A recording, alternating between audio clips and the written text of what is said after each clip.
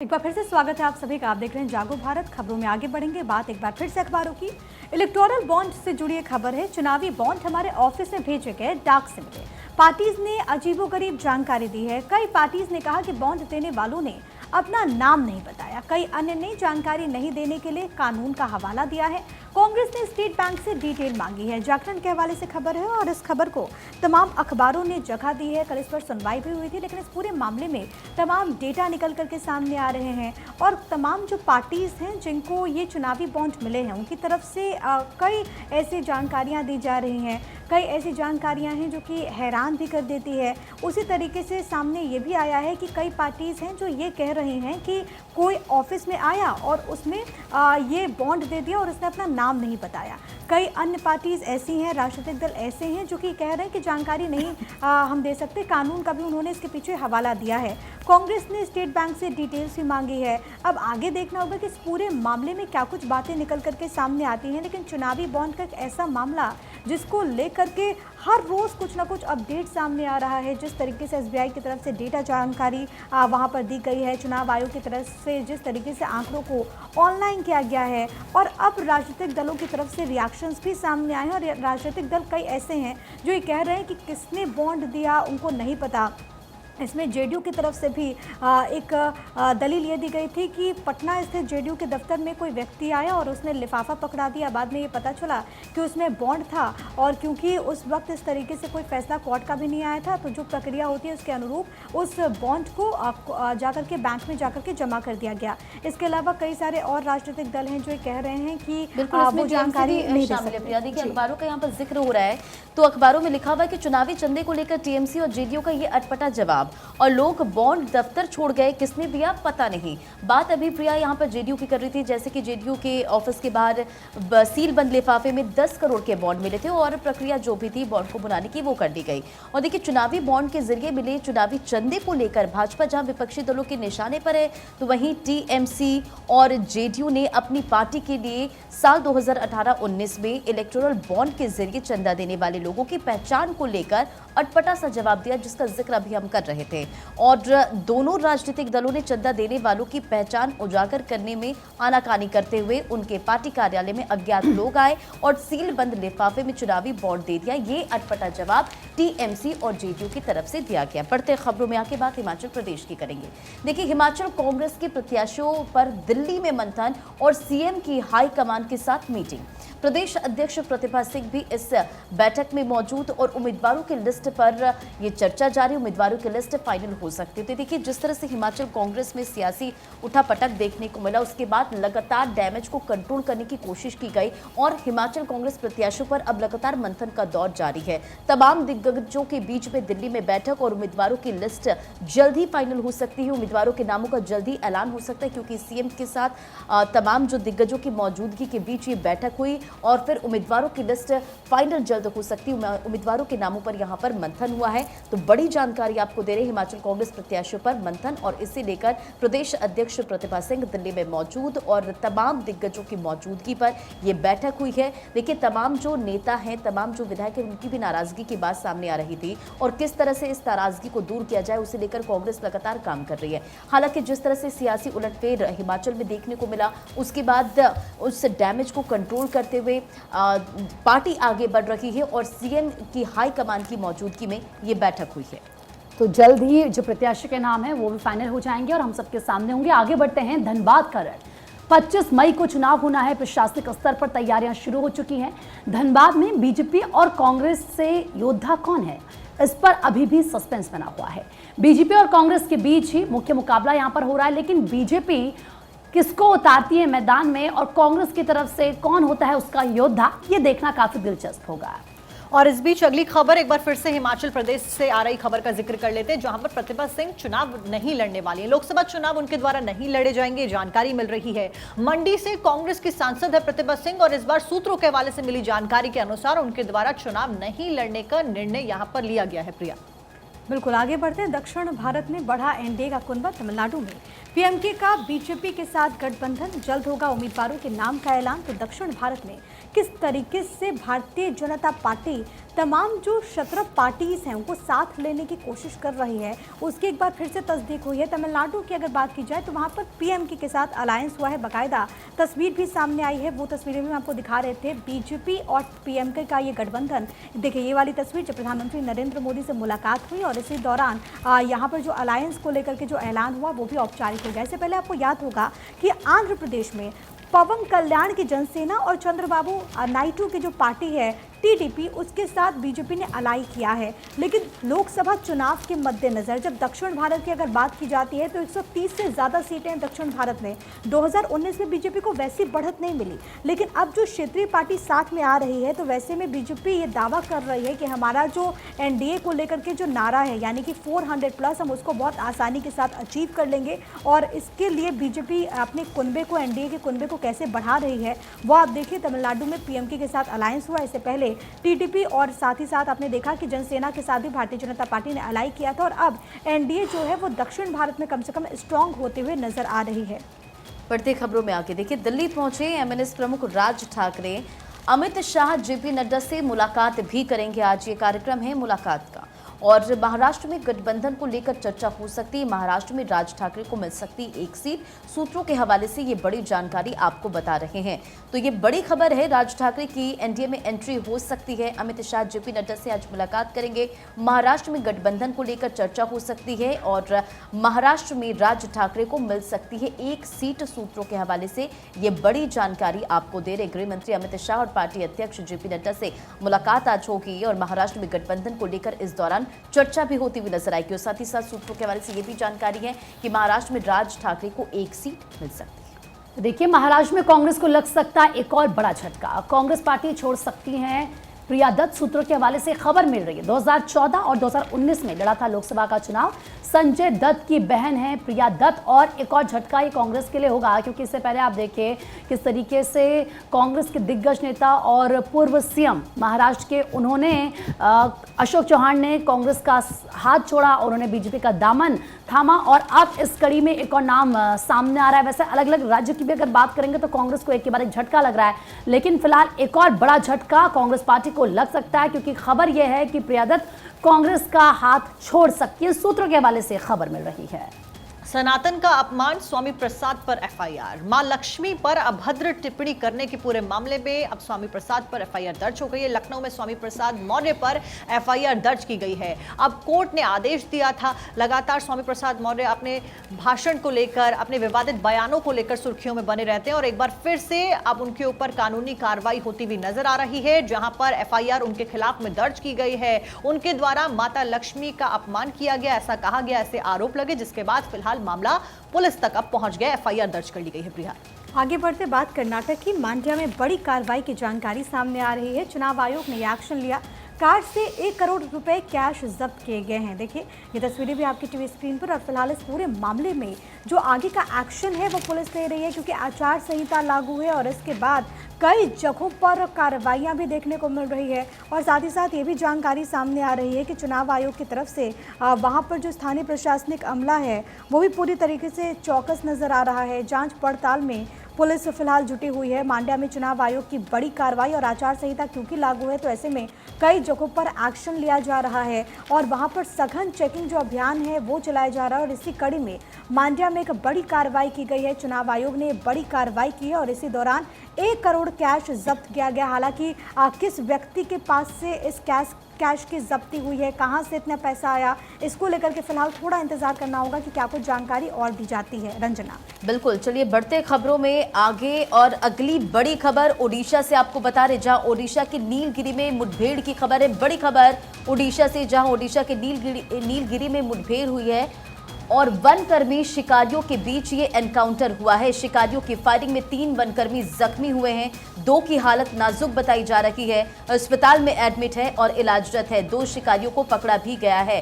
तो बड़ी खबर आपको बता रहे, जहां ओडिशा के नीलगिरी में मुठभेड़ की खबर है और ये बड़ी जानकारी, वनकर्मी और शिकारियों के बीच ये मुठभेड़ हुई है। शिकारियों की फायरिंग में 3 वनकर्मी जख्मी बताए जा रहे, 2 की हालत नाजुक बताई जा रही है। अस्पताल में एडमिट है, इलाजरत है। तो इस वक्त की बड़ी जानकारी आपको दे रहे हैं, जहां शिकारियों की फायरिंग में 3 वनकर्मी जख्मी और वनकर्मी शिकारियों के बीच ओडिशा में मुठभेड़ की खबर है। तो इस वक्त की बड़ी जानकारी दे रहे हैं आपको, ओडिशा के नीलगिरी में मुठभेड़ और वनकर्मी और शिकारियों के बीच यहां पर एनकाउंटर हुआ है। शिकारियों की फायरिंग में 3 वनकर्मी जख्मी बताए जा रहे, जिनमें से 2 की हालत नाजुक है। दोनों को अस्पताल में एडमिट कराया गया है, इलाजरत है। इस वक्त हालत नाजुक बताई जा रही है। 2 शिकारियों को पकड़ा भी गया है।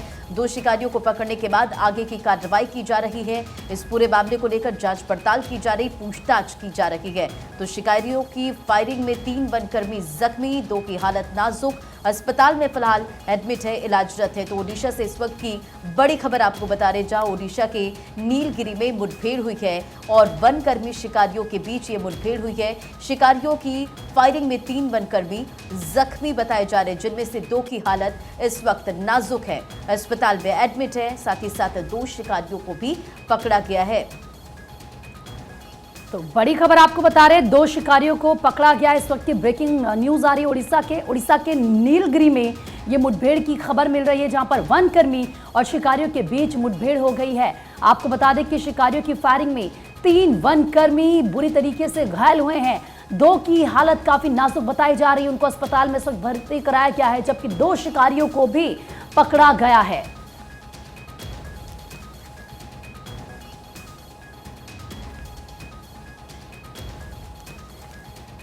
तो ओडिशा से बड़ी खबर आपको बताइए, बात गुजरात की करेंगे, जहां पर आपको बता दें कि किस तरीके से कांग्रेस को एक बड़ा झटका लगा है।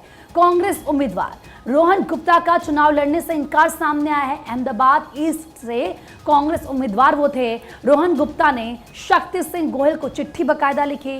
रोहन गुप्ता ने पिता की तबीयत खराब होने का हवाला दिया कि उनकी तबीयत खराब है और इसीलिए वो इलेक्शन नहीं लड़ सकते हैं।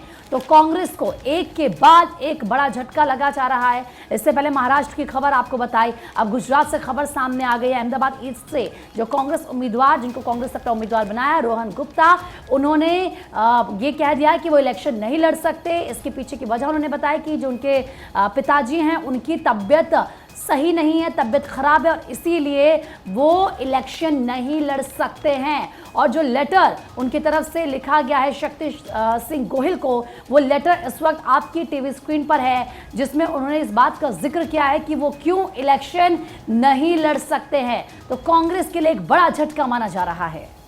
तो देखिए, एक के बाद एक कांग्रेस पार्टी को लगातार झटके लग रहे हैं। कोई प्रत्याशी यहाँ पर इनकार करता हुआ नजर आ रहा है, तो कोई पार्टी छोड़कर दूसरी पार्टी का दामन थामता हुआ भी नजर आ रहा है। इस बीच आगे बढ़ते हुए कांग्रेस ने जारी किया है राहुल गांधी का एक वीडियो। एक्स पर यानी कि ट्विटर पर ये जारी किया गया वीडियो, मैं रहूं या ना रहूं, भारत ये रहना चाहिए, इस कैप्शन के साथ में ये वीडियो जारी किया गया। और वीडियो आपकी स्क्रीन पर, जिसमें आपको राहुल गांधी और साथ साथ प्रियंका गांधी नजर आ रहे हैं और कुछ झलकियां यहां पर राहुल गांधी की यात्रा जनसभाओं की भी इस वीडियो में देखी जा सकती हैं।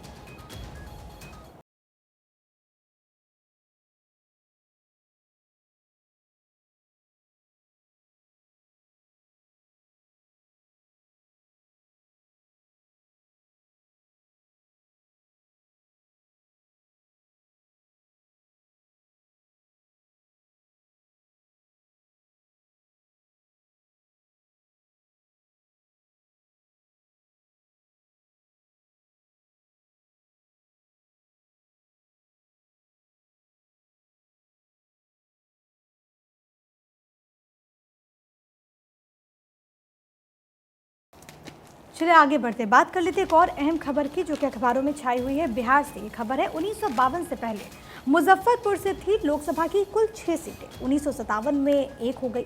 कभी गुजरात, महाराष्ट्र के दिग्गज भी सीट से जीते, अब प्रत्याशी ही नहीं हो पा रहा तय। जॉर्ज 5 बार बने, कैप्टन निषाद 4 बार यहाँ पर सांसद रहे। इसके अलावा अशोक मेहता भी बम्बई से आकर के यहाँ से चुनाव वो जीत गए। लेकिन मुजफ्फरपुर सीट की अगर बात होती है तो क्योंकि ये पटना, राजधानी पटना से बहुत नज़दीक है, इस सीट का जो अस्तित्व है वो बहुत पुराना बताया जाता है। इससे पहले ये 6 लोकसभा की सीटें हुआ करती थी, उसके बाद इसको परिसमन जब हुआ उसके बाद ये जो संख्या है वो सिमट के 1 आ गई। इस सीट पर कई बाहरियों ने यहाँ पर चुनाव जीता, लेकिन इस बार जो लोकसभा चुनाव को लेकर के जो तमाम दल तैयारियां कर रहे हैं उसमें लंबे नेताओं की सूची है कि आखिरकार किसको मौका मिलेगा, लेकिन अभी तक यहाँ से उम्मीदवार का ऐलान नहीं हुआ है। चलिए बढ़ते हैं खबरों में आगे और अगली बड़ी खबर आपको बताते चले हरियाणा से। हरियाणा सरकार के कैबिनेट का विस्तार और आज होगा नायब सरकार के मंत्रिमंडल का विस्तार। ज्यादातर पुराने मंत्रियों को ही दोबारा मौका यहां पर मिलेगा और आज शाम 4:30 बजे के करीब मंत्रिमंडल का विस्तार होगा। तो बड़ी खबर आपको बता रहे, जहां ज्यादातर पुराने मंत्रियों को ही दोबारा इस मंत्रिमंडल में जगह दी जाएगी और आज नायब सरकार के मंत्रिमंडल का विस्तार होता हुआ नजर आएगा। और हरियाणा सरकार के कैबिनेट का विस्तार आज, नायब सरकार के मंत्रिमंडल का विस्तार करीब शाम 4:30 बजे और ज्यादातर पुराने मंत्रियों को ही दोबारा यहां पर मौका मिलता हुआ नजर आएगा। तो चलिए बात कुछ और खबरों की करते हैं। Chief justice of India Chandrachud social media से नहीं होते परेशान। दरअसल आपको बता दें कि एसजी यानी कि सॉलिसिटर जनरल तुषार मेहता ने ये टिप्पणी की थी। उन्होंने कहा था कि कोर्ट के फैसले के बाद लोग किस तरीके से सोशल मीडिया पर कमेंट करते हैं, तो सीजीआई ने कहा कि वे संविधान के आधार पर फैसले करते हैं, सोशल मीडिया के कमेंट से नहीं होते हैं विचलित। नवभारत टाइम्स में खबर छपी। दरअसल आप देखिए क्योंकि सोशल मीडिया पर लोग बहुत ज़्यादा एक्टिव हो चुके हैं, अलग अलग कमेंट लोग करते हैं, अलग अलग रिएक्शन देते हैं, जिसको जो सही लगता है, जिसको जो गलत लगता है वो उस हिसाब से कमेंट करता है। तो ये सीजीआई की तरफ से कहा गया कि वो सोशल मीडिया कमेंट से बिल्कुल भी परेशान नहीं होते। अगली खबर भोपाल से। भोपाल में फ्लाईओवर ब्रिज का काम 45% पूरा हो गया है। आधर में स्ट्रक्चर ऐशबाग FOB 2 साल में 45% काम हुआ है। आपको ये भी बता दें कि जून की डेडलाइन और 3 महीने में पूरा होना काम मुश्किल बताया जा रहा है। 18 महीने में पूरा किया जाना था काम, लेकिन फिलहाल काम केवल 45% हुआ है। जून में डेडलाइन है और डेडलाइन को अब आगे बढ़ा दिया गया है। तो भोपाल से खबर जहां पर फ्लाईओवर ब्रिज का काम 45% पूरा हुआ है। जून में डेडलाइन, लेकिन डेडलाइन तक काम पूरा नहीं हो पाएगा। इसी वजह से डेडलाइन को आगे बढ़ाने की जानकारी फिलहाल मिल रही है। भोपाल से फ्लाईओवर ब्रिज से संबंधित ये खबर। आगे बढ़ते, सबसे बड़ा बदलाव, हिमालय पर तापमान 1 डिग्री बढ़ा है। 117 साल के डेटा का निष्कर्ष, पहाड़ों पर गर्मी से ग्लेशियर 3 किलोमीटर तक सिकुड़ गई है। बर्फबारी 1.5 महीने आगे खिसक गई। 8 से 10 साल में बर्फबारी का सीजन कम हो जाएगा। और मेरे पास इस वक्त दैनिक भास्कर है। दैनिक भास्कर ने फ्रंट पेज पर ही इस खबर को जगह दी है और इसमें हेडलाइन है कि सबसे बड़ा बदलाव, हिमालय पर तापमान 1% बढ़ने से बर्फबारी 1.5 महीने आगे खिसकी है। तो किस तरीके से हम देख रहे हैं कि ग्लोबल वार्मिंग की वजह से कई जगहों पर इसका जो असर है वो देखने को मिल रहा है, लेकिन ये खबरें जब भी सामने आती है तो चिंता बढ़ा देती है। स्थायी स्नो लाइन जो है वो 100 मीटर तक पीछे चली गई है और इसीलिए मार्च में जनवरी जैसी बर्फबारी हो रही है। और ये बताता है कि अभी हालात क्या कुछ हैं और लोगों को और भी ज़्यादा सचेत रहने की ज़रूरत है। जो भूगर्भ वैज्ञानिक हैं वो बताते हैं कि दिसंबर जनवरी में ड्राई स्नो गिरती थी, तापमान कम रहने से ज़्यादा जमी रहती थी, ग्लेशियर दुरुस्त रहते थे, लेकिन पारा चढ़ा तो ड्राई स्नो बंद हो गई। अब गीली बर्फ गिर रही है, जो थोड़ी गर्मी होती है तो पिघलती जा रही है। इसी वजह से लोगों की दिक्कतें काफ़ी ज़्यादा बढ़ सकती हैं भविष्य में। बिल्कुल, देखिए अब बढ़ते हैं खबरों में आगे। बात गुजरात हाईकोर्ट की। गुजरात हाईकोर्ट का जांच एजेंसियों को बनने से इनकार और विदेशी छात्रों पर हुए हमले मामले में टिप्पणी की है। पीड़ितों को न्याय देने का होगा प्रयास, लेकिन मामले की जांच नहीं कोर्ट का काम। तो ये खबर आपको जनसत्ता के हवाले से बता रहे हैं। आपको याद होगा तस्वीरें निकलकर सामने आई थी जिस तरह से गुजरात के अहमदाबाद में छात्रों के साथ मारपीट की गई थी। कई अलग अलग देशों के यहाँ पर छात्र थे जिनके साथ मारपीट हुई थी और गुजरात हाईकोर्ट का जांच एजेंसी बनने से इनकार और इस पर टिप्पणी की गई है। विदेशी छात्रों पर हुए हमले मामले में ये टिप्पणी की गई है और पीड़ितों को न्याय देने का प्रयास होगा, लेकिन जांच मामले मतलब कोर्ट का काम ये है, इस पूरे जांच को नहीं करना, ये कहा गया है। बढ़ते हैं आगे। चलिए कुछ और खबरों की बात कर लेते हैं। इलाहाबाद हाई कोर्ट का टीजीटी पर फैसला सामने आया है। आरक्षित सीटों पर सिर्फ आरक्षित को ही नियुक्ति मिले।